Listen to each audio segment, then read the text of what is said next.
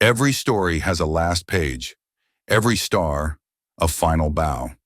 And for a woman like Loni Anderson, whose life was a tapestry of small-town ambition, Hollywood stardom, and a love affair that captivated a nation, that final chapter has now been written.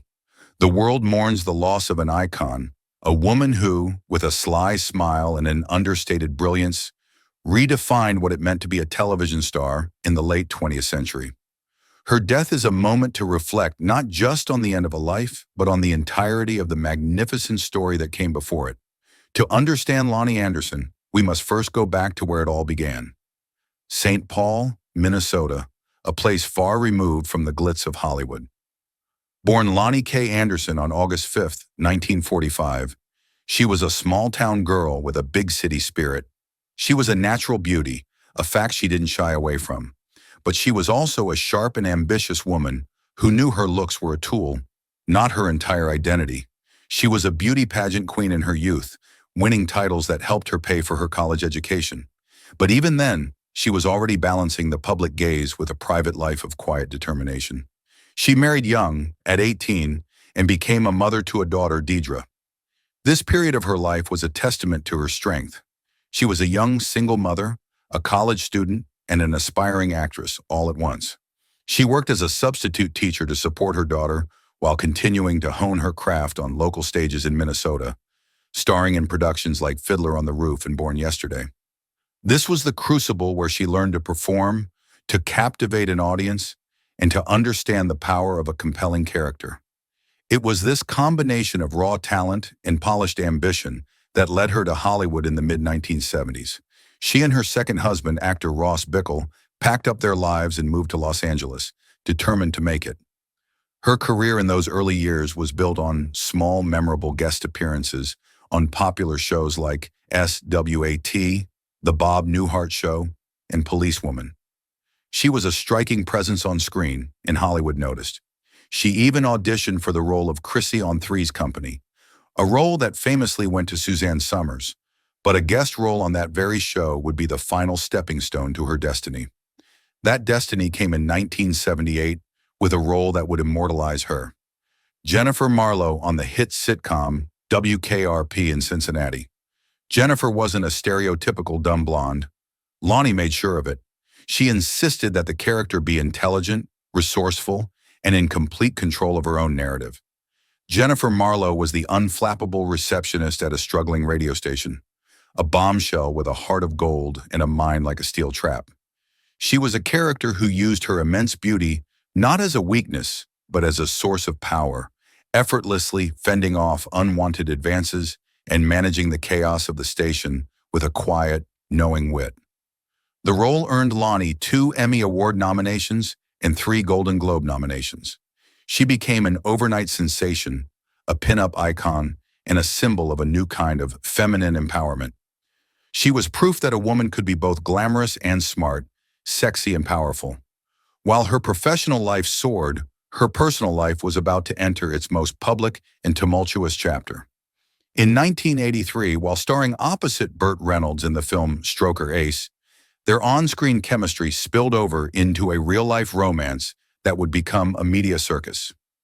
Burt Reynolds was arguably the biggest movie star in the world at the time, and Loni Anderson was a television darling. Their union was a match made in Hollywood heaven, and the public was enthralled. Their marriage in 1988 was a spectacle, a fairy tale that unfolded on the front pages of every tabloid and magazine. They were the ultimate power couple, a glamorous duo who seemed to have it all. Together they adopted a son, Quentin, and their family seemed complete. But as with all fairy tales, this one had a dark and painful ending. Their divorce in 1994 was a media-feeding frenzy, a public and bitter battle that dragged on for years.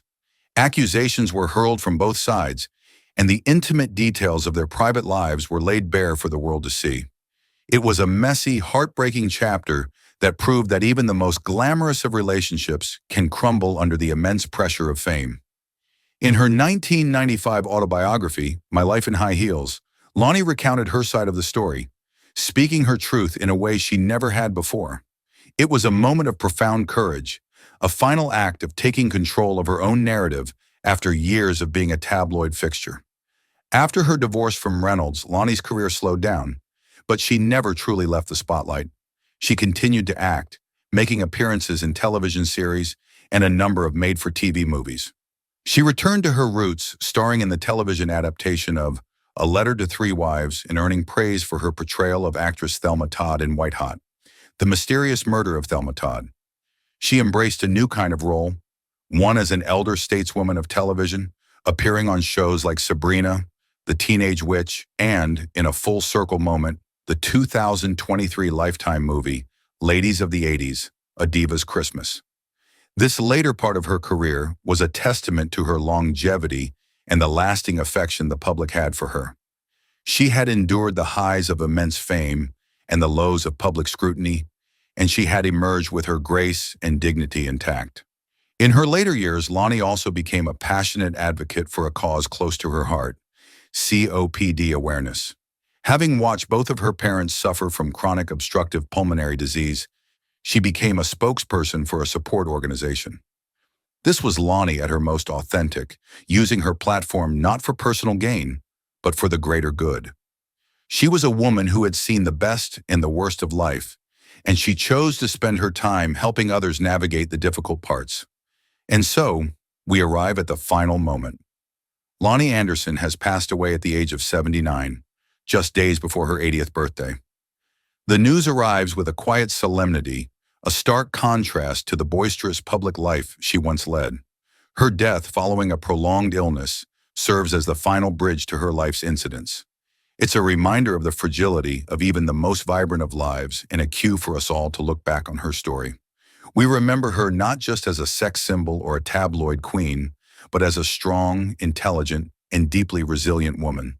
She was a trailblazer, an actress who fought to imbue her characters with depth, and a mother who always put her family first.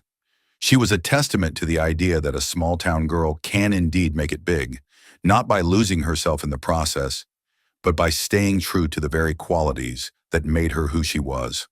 Her legacy isn't just in the reruns of WKRP or the old magazines. It's in the quiet resilience she showed, the strength she found, and the intelligence she insisted on sharing. Loni Anderson's final curtain call is a moment to celebrate a life well lived, a career well fought, and a woman who, in her own unique way, made the world a little brighter. She may be gone, but the impression she left on the screen and on a generation of viewers will live on.